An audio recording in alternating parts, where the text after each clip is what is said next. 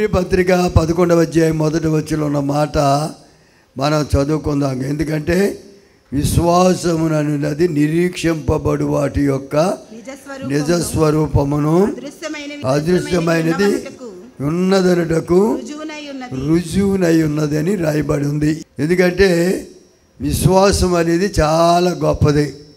మరి పేరు విశ్వాసమే కానీ మన విశ్వాసం ఎంత మట్టుకుందో ఒకసారి పరీక్షించుకోవాలి ప్రతి ఒక్కరు కూడా. దేవుని వాక్యాన్ని బట్టి చూస్తే విశ్వాసం అనేది నిరీక్షణతో కూడింది, నమ్మికతో కూడింది, ఇది విశ్వాసంతో కూడింది. ఈ విశ్వాసం అనేది చాలా నమ్మిక కావాలి. విశ్వాసం ఉండేవాడికి, విశ్వాసం అనేవాడే ఒక గొప్ప నమ్మకస్తుడిగా ఉండాలి. ఈ వాక్య భాగంలో మనం చూస్తున్నప్పుడు నిరీక్షింపబడు వాటి యొక్క నిజస్వరూపం, నిరీక్షించిన అంటే విశ్వాసం అంటే నిరీక్షణ కలిగిన ఒక వ్యక్తి యొక్క జీవితాన్ని తెలియజేస్తూ ఉంది. విశ్వాసం, మనం అందరం విశ్వాసం, కానీ దేవుని యందు అంత విశ్వాసం కలిగి ఉన్నాం. మా మందిరానికి వస్తాం, ప్రార్థన చేస్తాం, ఆరాధిస్తాం, అన్నిట్లో బాగానే ఉంటాం. మన విశ్వాసం ఎంత ఘనముగా ఉందనేది ఆలోచించాలి. దేవుని వాక్యాలు మనం చూసినట్లయితే అని చెప్తున్నాడు కదా, ఉన్నది అనుటకు రుజువునై ఉన్నది అని రాయబడి. లేనిది ఉన్నదని నమ్మటం విశ్వాసం. లేనిది ఉంది. ఈ దినం నన్ను స్వస్థపరుస్తాడు దేవుడు అని నమ్మితే అదే విశ్వాసం. నీ విశ్వాసం నీ స్వస్థపరుతుంది. దేవుని స్తోత్రం కలుగాక. కనుక నీ విశ్వాసాన్ని బట్టే నీకున్న సమస్యలన్నీ తీరిపోతాయి. నీ విశ్వాసమే నీ సమస్యల నుండి విడుదలపరిచేది. కనుక విశ్వాసం లేకుండా దేవునికి ఇష్టడైండుట అసాధ్యమని దేవుని వాక్యంలో మనం చూస్తున్నాం. కనుక ప్రతి వారికి కూడా విశ్వాసం అనే ప్రతి విశ్వాసికి అవసరం. కనుక విశ్వాసం లేకుండా నేను విశ్వాసిని చెప్పుకుంటే దానివల్ల వచ్చే ప్రయోజనం ఏమీ లేదు. మనం విశ్వసించాలి. ఈ కార్యం చేస్తున్నాను, దేవుడు తప్పనిసరిగా సఫలపరుస్తారని విశ్వాసంతో ప్రారంభిస్తే దేవుడు తప్పనిసరిగా కార్యం మీ పట్ల నెరవేరుస్తాడు.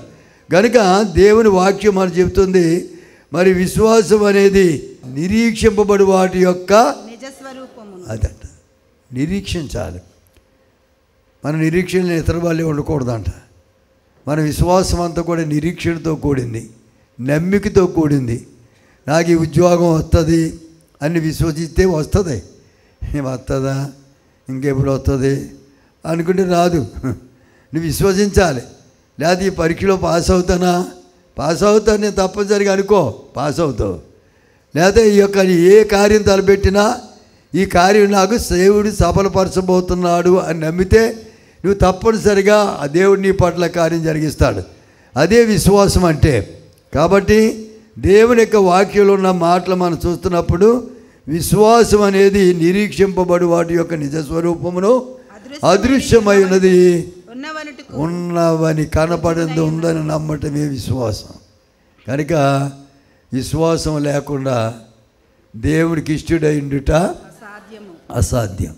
దేవుడికి ఇష్టడిగా ఉండే ప్రతి ఒక్క విశ్వాసి జీవితం చాలా అద్భుతంగా జాగిపోతుంది. కనుక దేవుని వాక్యాన్ని మనం చూసినట్లయితే హెబ్రీ రాసిన పత్రిక 11వ అధ్యాయంలో 5వ వచనం మనం చదువుదాం.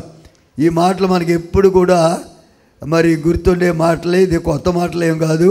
హెబ్రీ పత్రిక 11:5లో ఒక మాట రాయబడి ఉంది, విశ్వాసమును బట్టి హానోకు మరణము చూడకుండానట్లు కొనుపోబడెను.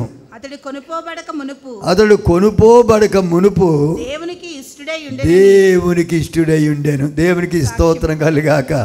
హల్లెలూయా.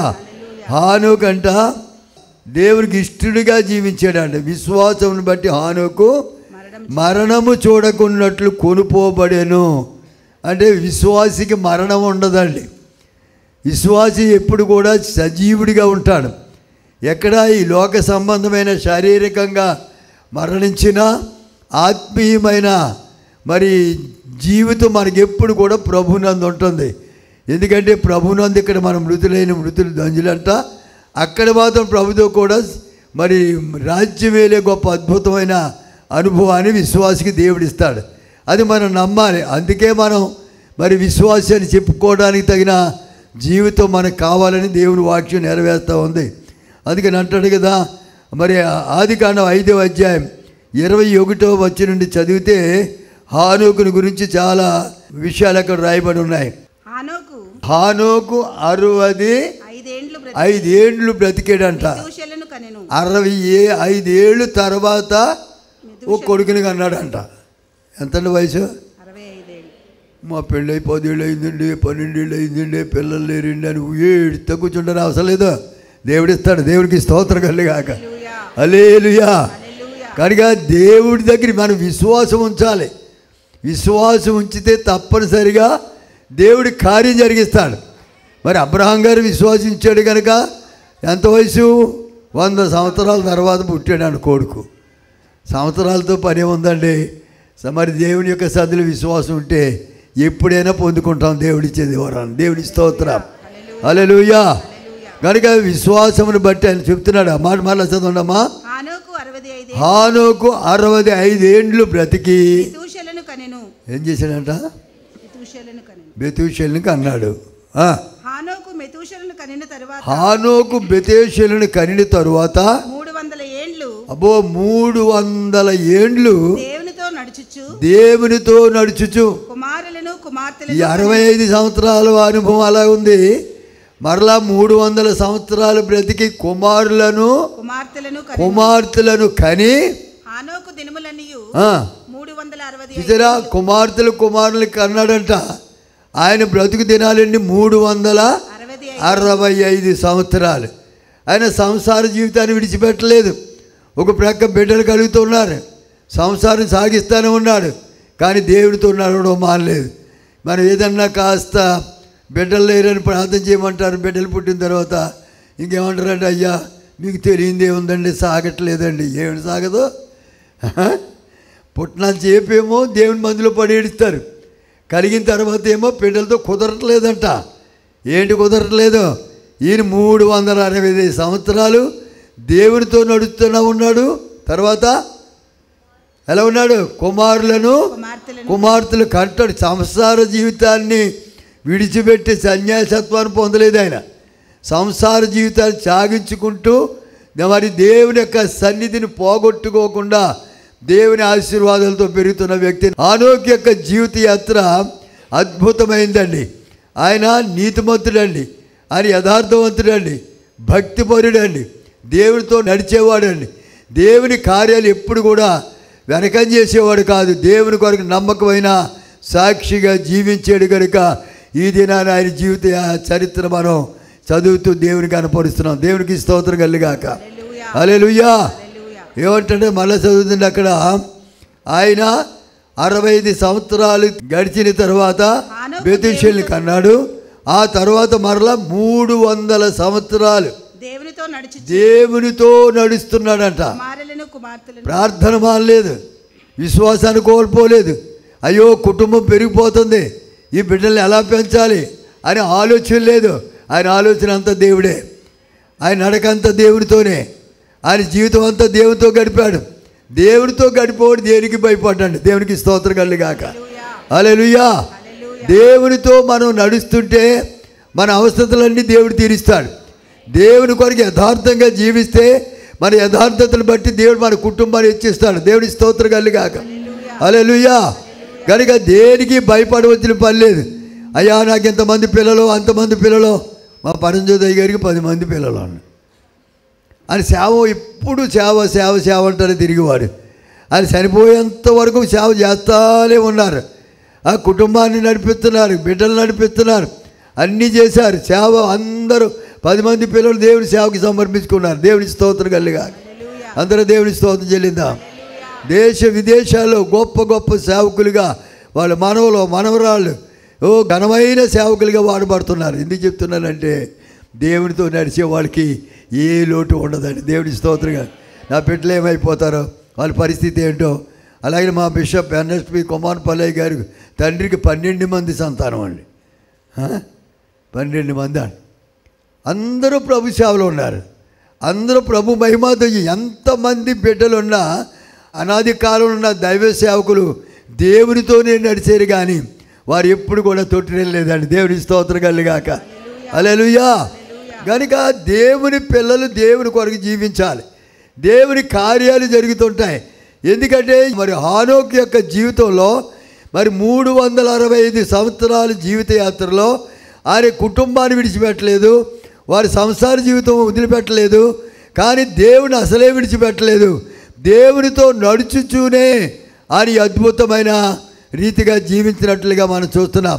అయ్యా మాకు కుటుంబం పెరిగిందండి, బిడ్డలు ఉన్నారండి, రావడానికి కుదరట్లేదండి, ఒకరికి స్నానం చేస్తే 2 వాడి బురదలు వదులుతున్నాడు, ఇలాగని చెప్పేసి ఆలస్యం అయిపోయి మందిరానికి ఎగ్గొట్టేసి పరిస్థితి అయితే దేవుడి గొప్ప అద్భుత రీతిగా నిన్ను వాడుకోలేడు, నువ్వు గొప్పదానివి కాలేవు. కాబట్టి ప్రతి ఒక్కరి జీవితంలో దేవుడు చేసే కార్యాలు మనం ఎప్పుడు కూడా కలిగి ఉండాలి. దేవుని స్తోత్రం కలిగాక.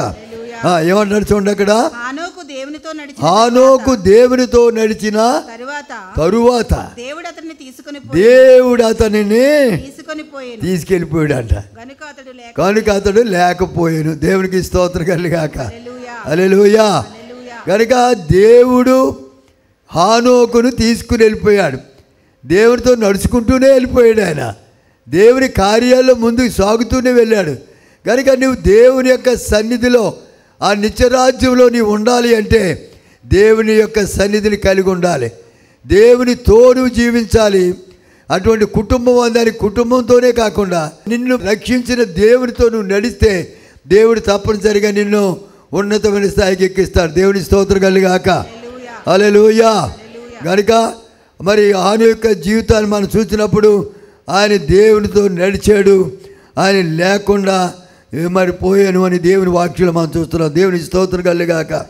అందరూ గట్టిగా స్తోత్రం చెల్లించండి. హెబ్రీ పత్రిక మరొకసారి చూద్దాం. 11:7 మరొక వ్యక్తిని మనం చూద్దాం. దయచేసి చూడండి. విశ్వాసమును బట్టి నోవహు అది వరకు చూడని సంగతులను చూచి దేవుని చేత హెచ్చరింపబడి భయభక్తులు గలవాడై తన ఇంటి వారి యొక్క రక్షణ కొరకు ఒక ఓడను సిద్ధము చేశాను. అందువలన అతడు లోకము మీద నేరస్థాపన చేసి విశ్వాసమును బట్టి కలుగు నీతికి వారసుడాయను. దేవునికి స్తోత్రం కలిగాక. హల్లెలూయా. నోవహు కూడా నీతిమంతుడని రాయబడి ఉంది. విశ్వాస వీరుడు, విశ్వాసం కలిగిన వాడు, దేవుని యందు భయభక్తులు కలిగిన వాడు, దేవుడు మాట ప్రకారంగా ఆయన పనిచేసేవాడు. ఎందుకంటే దేవుడు అన్నాడు వాడిని సిద్ధపరచు అని, అలాగే చిత్తం ప్రభు అన్నాడు. వాడు ఏ కొలతలు ఇచ్చాడు కొలతల ప్రకారంగా ఆయన వాడు సిద్ధపరిచాడు. వాడు ఎందుకంటే అక్కడ సముద్రం లేదు, లేదా భయంకరమైన నీళ్లు లేవు, అయినా ఆ యొక్క స్థలంలో వాడు సిద్ధపరచడానికి ఒక మెట్ట స్థలంలో తయారు చేస్తున్నారు. నేల మీద ఎందుకు తయారు చేస్తున్నారు? 120 సంవత్సరాలు ఆ వాడుని సిద్ధపరిచే సమయంలో మరి లోకమంతటికి సువార్త ప్రకటించాడు. 120 సంవత్సరాలు అయినా వాడు సిద్ధం చేసే కాలం అంతా కూడా దేవుని సువార్త ప్రకటించబడింది ఆయన ద్వారా. అయినా సరే ప్రజలు ఎవ్వరు కూడా లెక్కలేనితనంగా ఉన్నారే కానీ దేవుని సన్నిధికి వచ్చి దేవుని ఆరాధించి వాళ్ళు లేకపోయారు. ఆ సమయంలో దేవుని యొక్క సన్నిధిలో ఆ కుటుంబం కొరకు ఆయన వాడు సిద్ధపరిచను రాయబడి ఉన్నది. అక్కడ కేవలం కుటుంబం కోసం చేయలేదు. అయినప్పటికీ మరి ఆ వాడని సిద్ధపరిచిన విధానం చూస్తే దేవుని యొక్క మాట ప్రకారం నువ్వు చెయ్యి అన్నాడు, చేయటం మొదలుపెట్టాడు. నిజమే, దేవుడు మనతో చెప్పింది చేస్తే దేవుడు తప్పనిసరిగా ఆశీర్వదిస్తాడు. దేవుని స్తోత్రం కలిగాక. నిన్నే కాదు నీ కుటుంబాన్ని ఆశీర్వదిస్తాడు. నోహునే కాదు, నోహు యొక్క కుటుంబం అంతా దీవించబడింది, అందరికీ రక్షణ కలిగింది.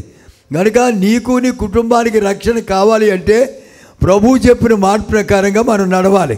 అందుకని ఏమంటాడంట, విశ్వాసుని బట్టి నోవహు అది వరకు ఎప్పుడు చూడని సంగతులను గూర్చి దేవుని చేత హెచ్చరింపబడ్డాడు. దేవుడు హెచ్చరించాడు. ఆయన ఇది చెయ్యి అంటే చేశాడు అంతే, ఇది నడుపు అంటే నడిపాడు అంతే.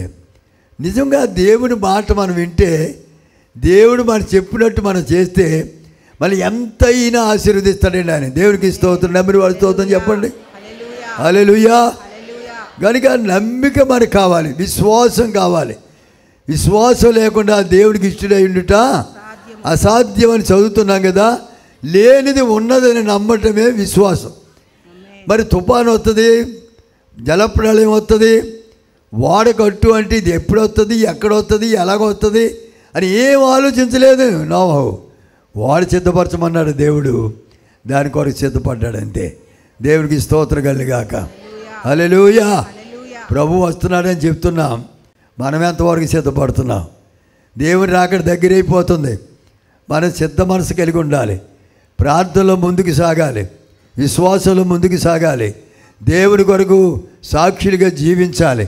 ఆ జీవిత యాత్ర మనలో ఎంతవరకు కొనసాగుతుందో మనం ఆలోచించాలి. యొక్క ఉదయకాలంలో దేవుని స్తోత్రం కలుగాక. హల్లెలూయా. ఆ దినాన్ని ఆ యొక్క నోవహుతో ఉన్న దేవుడు, లేకపోతే హానోకుతో ఉన్న దేవుడే ఈ దినాన్ని నీతో నాతో కూడా ఉన్నాడు. వారిని ఆశీర్వదించిన దేవుడే మనల్ని కూడా ఆశీర్వదించబోతున్నాడు. వారిని నడిపించిన దేవుడే మనల్ని నడిపిస్తున్నాడు. కనుక మనం నడవడం తక్కువైపోయింది, వాళ్ళు నడిచేరు కనుక వాళ్ళ పేర్లు ఎత్తబడ్డాయి. దేవునికి స్తోత్రం కలుగాక.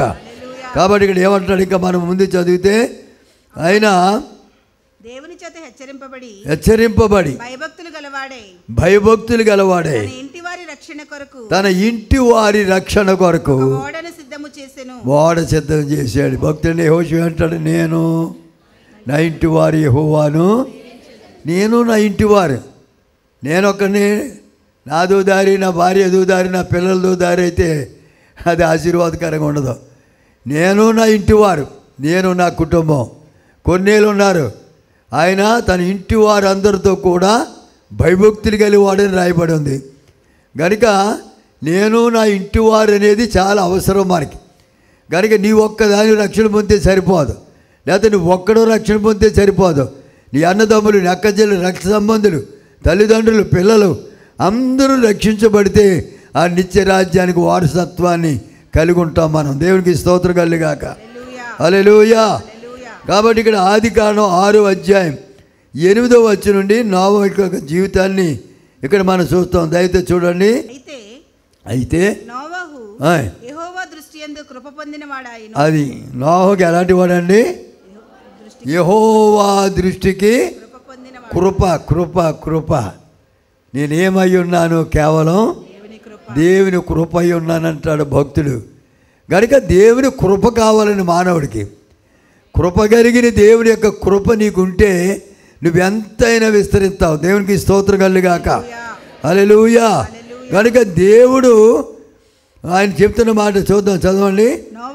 నోవహు యెహోవా దృష్టి యందు కృప పొందిన వాడాయను. నోవహు వంశావళి ఇదే. నోవహు నీతిపరుడంట. తన తరములో నీతి ఉండాలండి. మన నీతి సూర్యుడైన యేసుని కలిగి ఉన్న ప్రతి వారు నీతిమంతులుగా ఉండాలి. నీతిమంతులు మనం జ్ఞాపం చేసుకుంటామంటారు, చూసారా? నీతి లేకపోతే ఎవడు జ్ఞాపం చేసుకుంటాడు? కాబట్టి నీతిమంతులుగా, నీతిమంతురాలుగా ఉండాలి దేవుని దృష్టిలో. ఇంకేమంటాడు చూడండి అక్కడ, తన తరములో నిందారహితుడై ఉన్నాడు. నిందలేనివాడు, ఏ విధమైన నింద లేకుండా, అవమానం లేకుండా జీవించిన వ్యక్తిలో నీతిపరుడైన భక్తుడైన నోవహు గురించి ఇక్కడ రాయబడి ఉంది. దేవుని స్తోత్రం కలుగాక. కనుక మనం నీతిమంతులుగా ఉండాలని దేవుడు కోరుతున్నాడు, భక్తిపరులుగా ఉండాలని కోరుతున్నాడు, మచ్చలేని వారిగా ఉండాలని కోరుతున్నాడు, దేవుని కొరకు యథార్థవంతులుగా ఉండాలని దేవుడు కోరుతున్నాడు. కనుక ఇక్కడ అంటున్నాడు, ఆయన దృష్టికి ఎలాంటి వాడంట? మన చదువుదాం. నోవహు నీతిపరుడును తన తరములో నిందారహితుడునై నిందలేనివాడు. నీతి ఉంటే నింద ఉండదండి, నింద ఉంటే నీతి ఉండదు. నీతిమంతుడి మీద ఎవరు నిందలేస్తారు, కానీ వాళ్ళ నీతాన్ని కాపాడుద్ది. దేవుని స్తోత్రం కలుగాక. హల్లెలూయా. కాబట్టి నిందారహితుడంట. అది దేవునితో కూడా నడిచిన వాళ్ళు నోవహు కూడా ఉన్నాడండి. ఆనోకే కాదు, ఆనోకు నడుచుకుంటూ వెళ్ళిపోయాడు దేవుని దగ్గరికి. నోవహుకి అయితే ఇక్కడ ఓడ కట్టడానికి దేవునితో కూడా నడిచిన వాడు అని రాయబడి ఉంది. మన దేవునితో నడవాలండి, కుటుంబం కట్టుకోవాలి, దేవుని నామాన్ని కనపరచాలి. ఆయనతో నడుస్తూనే ఆయనకి ఓడను సిద్ధపరిచాడు. ఆయన దేవునితో నడుస్తూనే దేవుని సువార్త ప్రకటించాడు. కనుక దేవుని ప్రకటిస్తున్నామని మరి సువార్త చేస్తున్నాం కదా అని మందిరాన్ని మానేయలేదు. మందిరమే, సువార్తే, ఆరాధనే, దేవుని సన్నిధి. దేవునికి స్తోత్రం కలుగాక. అందరు గట్టిగా దేవుని స్తోత్రం చెల్లిద్దాం. హల్లెలూయా. కాబట్టి ఇక్కడ 13 వచనం అంటాడు, దేవుడు నోవాహుతో సమస్త శరీరుల మూలముగా, అది సమస్త శరీరుల మూలముగా భూమి బలాత్కారంతో నిండి ఉన్నది గనుక, భూమి బలాత్కారంతో నిండిపోయింది గనుక. ఎందుకంటే మరి దేవదూతలు, దేవుని పిల్లలు మానవుల పిల్లలతో కలుసుకుని వివాహం చేసుకుంటూ పాపం ఎక్కువైపోయిన పరిస్థితిని బట్టి ఆ భూలోకాన్ని నాశనం చేయాలని దేవుడు తలంచి నోవహు ద్వారా ఓడను సిద్ధపరిచి ఆయన కుటుంబ రక్షణ కొరకు ఆయన ఏర్పాటు చేసినట్లుగా మనం చూస్తున్నాం. కనుక ఇక్కడ ఏమంటున్నాడంటే, మరలా చదువుదాం ఈ మాట.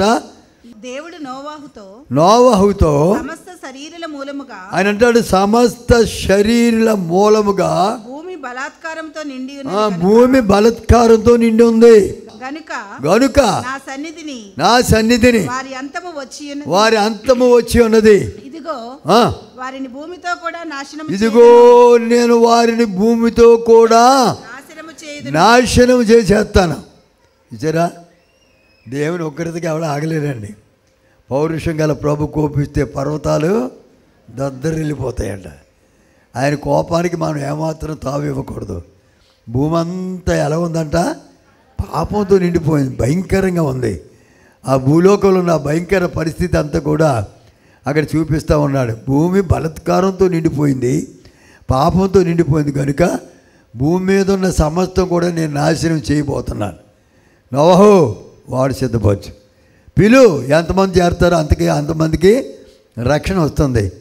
మరి నమ్మి బాప్తించే ముందు రక్షించబడతాడు, నమ్మని వానికి శిక్ష విధించబడతాడు. అని పిలవమని చెప్పాడు, రమ్మని ఆహ్వానించాడు. ప్రతి ఒక్కరిని కూడా పిలుస్తున్నాడు యేసయ్య. ఆయన ప్రయాసపడి భారం మోస్తున్న సమస్తమైన వారులారా మీరు నా యొద్దకు రండి, నేను మీకు విశ్రాంతి కలుగు చేస్తానని జగద్రక్షకుడైన యేసు పిలుస్తుంటే చాలామందికి ఏమాత్రం మనకెందుకు గొడవ అన్నట్టున్నారు. కాబట్టి ప్రభు పిలుస్తున్నాడు ప్రతి ఒక్కరిని కూడా. ఇక్కడ నోవహు పిలిచాడు, 120 సంవత్సరాలు ప్రకటించాడు, అయ్యా మరి భయంకరమైన జలప్రళయం రాబోతుంది, 40 దినాలు భయంకరమైన పరిస్థితులు ఎదుర్కోబోతున్నాం కనుక రండి ఓడలో ప్రవేశించండి అని చెప్తే ఏదోలాంటి చెప్తున్నాడులే మనకెందుకులే అన్నట్టు వదిలేశారు. కానీ భూమిని అంతటి, భూమి మీద ఉన్న సమస్త జీవులు కూడా నాశనం చేయటానికి దేవుడు ఆ రోజు వాళ్ళ మీదకి ఉగ్రత పంపించాడు. దేవునికి స్తోత్రం కలుగాక. అందరు గట్టిగా దేవుని స్తోత్రం చెల్లిద్దాం. హల్లెలూయా. కనుక ప్రతి ఒక్కరిని రమ్మంటున్నాడు. మరి రావాలి మనం ఆయన దగ్గరికి. ఆయన పిలిచాడు, ఈరోజు యేసయ్య పిలుస్తున్నాడు. ప్రయాసపడి భారం మోస్తున్న వారులారా రండి, నా దగ్గర రండి, విశ్రాంతి ఇస్తాను, నెమ్మదిస్తాను, శాంతినిస్తాను, సమాధానం ఇస్తాను, నిత్యరాజ్యాన్ని ఇస్తాను, రండి అని పిలిస్తే చాలామంది నిర్లక్ష్యం చేస్తున్నారు ఈ దినాల్లో. కానీ ప్రతి ఒక్కరూ దేవుని సన్నిధికి రావాలి, దేవుని కనపరచాలి. దేవునికి స్తోత్రం కలుగాక. హల్లెలూయా, హల్లెలూయా. సంతోషంగా 2 చేతులు ఎత్తి దేవుని స్తోత్రం చెల్లిద్దాం. హల్లెలూయా. ఈ కట్టిన ఇల్లు, ఈ ధనధాన్యాలు, ఈ సౌభాగ్యాలన్నీ కూడా విడిచిపెట్టి రమ్మని పిలుస్తాడు. ఎప్పుడో మామూలుగా ప్రయాసలో ఉన్నవారు రండి అంటే రావట్లేదు. కానీ రాకపోయినప్పుడు ఒక రోజు ఉంది ఆయన వచ్చే దినం. అప్పుడు కట్టిన ఇల్లు, లోకంలో ఉన్న బంధువులు, మరి ఈ లోకాన్ని విడిచి వెళ్ళిపోతే వెంట నీతో వచ్చేవారు ఎవరుండే, ఎక్కడి వరకు వస్తారు? ఏంటి దీనికి అల్పకాల ఈ భోగాల కొరకు ఇంత బాధపడుతూ ప్రయాసపడి భారమవుతున్న వాళ్ళరా రండి అని ఆహ్వానిస్తుంటే ఆ ఆహ్వానానికి ఎవరు చెవ్వగట్లేదు. ఆయన మాటకి ఎవ్వరు కూడా వినేవాళ్ళు లేరు. కనుక ఈ సంబంధమైన కార్యాలన్నీ కూడా ఒకరోజు శుభ్రంగా నాశనం కాబోతున్నాయని మరి చెప్పి ప్రకటించినా కూడా ఓడలో ప్రవేశించేవాడు చాలా తక్కువ మంది అయిపోయారు. కనుక ఈ రక్షణ ఓడలో మనం అందరం కూడా మరి సిద్ధపడాలి. ప్రభువైన యేసు మన అందరి కొరకు కూడా ఈ లోకానికి వచ్చి ఆయన ప్రాణాన్ని దానంగా ఇచ్చి మన అందరి రక్షణార్థమై ఆ చేసిన త్యాగాన్ని గుర్తించుకుని ఆయన యొద్దకు మనం రావాలని ప్రభు కోరుతున్నాడు. దేవునికి స్తోత్రం కలుగుగాక. హల్లెలూయా. కనుక ఇక్కడ దేవుని వాక్యాన్ని మనం చూస్తున్నప్పుడు దైవజనుడు చెప్తున్న మాట ఇక్కడ మనం చూస్తున్నాం. కనుక నోవహు యొక్క దృష్టి మరి ఆయన కృప పొందిన వాడుగా లేక సమస్త శరీర మూలముగా భూమి బలాత్కారంతో నిండి ఉన్నది కనుక నా సన్నిధిని వారి అంతము వచ్చి ఉన్నది, ఇదిగో వారిని భూమితో కూడా నాశనానికన్నా సిద్ధపడుతున్నారు కానీ మోక్షానికి వెళ్ళటానికి సిద్ధపడలేదు చాలామంది. కనుక ఆ మోక్ష భాగ్యం కొరకు ప్రతి ఒక్కరు కూడా మనం సిద్ధపరచుకుందాం. దేవునికి స్తోత్రం కలుగుగాక. 11వ అధ్యాయం హెబ్రీ పత్రిక 8వ వచనం చదువుదాం. అబ్రహాము పిలువబడినప్పుడు విశ్వాసమును బట్టి పిలుపునకు లోబడి ఆయన స్వాస్థ్యముగా పొందనయున్న దేశమునకు బయలు వెళ్ళాను. అబ్రహాము పిలువబడినప్పుడు దేవుడు పిలిచాడంట. ఆయన మనం కూడా పిలిచాడు కనుక వచ్చాము ఇక్కడికి. మన అందరికీ పిలుపు ఉంది కనుకే ప్రభు బిడ్డలుగా ఇక్కడ కూర్చోగలిగాం. పిలుపు లేని వాళ్ళు ఎవరు ఇక్కడ ఉండరండి. ఎక్కడో లోకంలో తిరుగుతుంటారు, బయట తిరుగుతుంటారు. కనుక దేవుని పిలుపు ఎవరికి ఉందో దేవుడు వాడిని ఆశీర్వదిస్తాడు. అబ్రహామును పిలిచాడండి దేవుడు. పిలిచి ఏం చెప్తున్నాడంట? విశ్వాసమును బట్టి దేవుని పిలుపుకు లోబడాలి. దేవుడు వాక్యం ద్వారా మనం పిలుస్తున్నాడు. ఆయన టీవీల ద్వారా, లేకపోతే అనేక మంది సువార్తికుల ద్వారా, లేకపోతే మరి చాలా పరిస్థితులు లోకంలో ఎన్నో రకాలైన పరికరాల ద్వారా దేవుడు మాట్లాడుతున్నారు. యూట్యూబ్లు వచ్చాయి, తర్వాత ఇంకేంటి ఫేస్బుక్లు వచ్చాయి, ఎక్కడెక్కడో ఎన్నెన్నో ప్రసంగాలు వచ్చేస్తున్నాయి. దేవుడు ఎవరొకరి ద్వారా పిలుస్తున్నాడు, నిన్ను ఎవరొకరి ద్వారా మాట్లాడుతున్నాడు. ఆ పిలుపుని నువ్వు జాగ్రత్తగా గమనిస్తే దేవుని అద్భుతాలు చూస్తావు. దేవునికి స్తోత్రం కలుగుగాక. హల్లెలూయా.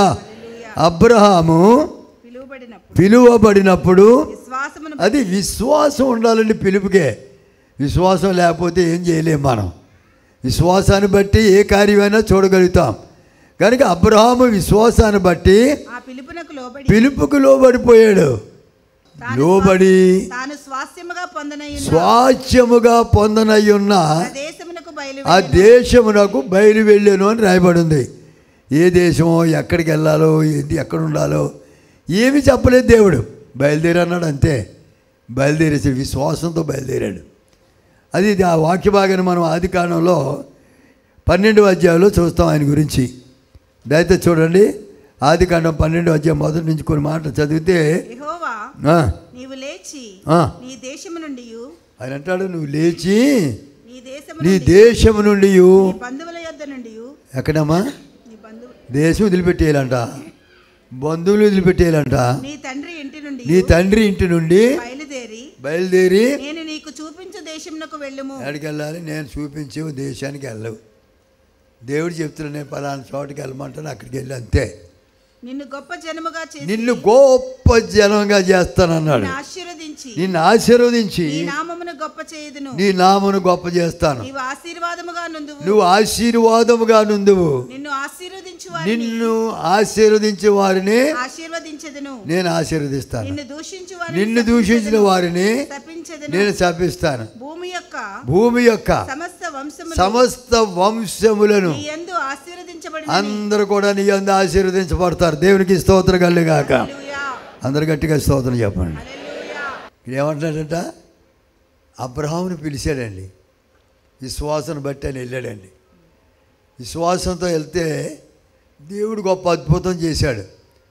ఆయన అంటే ఎంతగా ఆశీర్వదించాడు అని అంటే ఇప్పుడు మన చదివిన వాక్య భాగంలో కనపడుతుంది. ఆ గొప్ప జనముగా ఆశీర్వదించాడంట. అసలు దేవుని కొరకు నువ్వు ఒక్క నిలబడి తెచ్చాడు. వారిలో ఒంటరి అయిన వాడిని 10,000గా చేస్తాడండి దేవుడు. దేవుని స్తోత్రం కలుగుగాక. హల్లెలూయా. అయ్యో నేను ఒంటరినండి, నా ఇంట్లో నాకు ఎవరు ఉన్నారండి, ఎవరు కూడా రక్షణ పొందిన లేరు అని బాధపడాల్సిన పని లేదు. అసలు ఒంటరి అయిన నువ్వు యథార్థంగా విశ్వాసంతో నిలబడితే నీ వెంట ఇంట్లో ఉన్నవారే కాదు, ఇవి చుట్టుపక్కల ఉన్న వారిని వెంబడిస్తాను నేను. దేవునికి స్తోత్రం కలుగుగాక. హల్లెలూయా. మా చిరునామా పాస్టర్ ఎం జ్యోతిరాజు, శాంతినగర్, ఏలూరు 534007, పశ్చిమ గోదావరి జిల్లా, ఆంధ్రప్రదేశ్.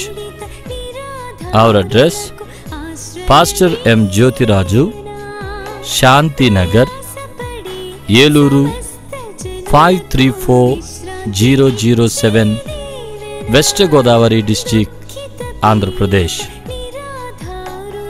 మా ఫోన్ నంబర్లు 8007773733 మరియు 800877774444.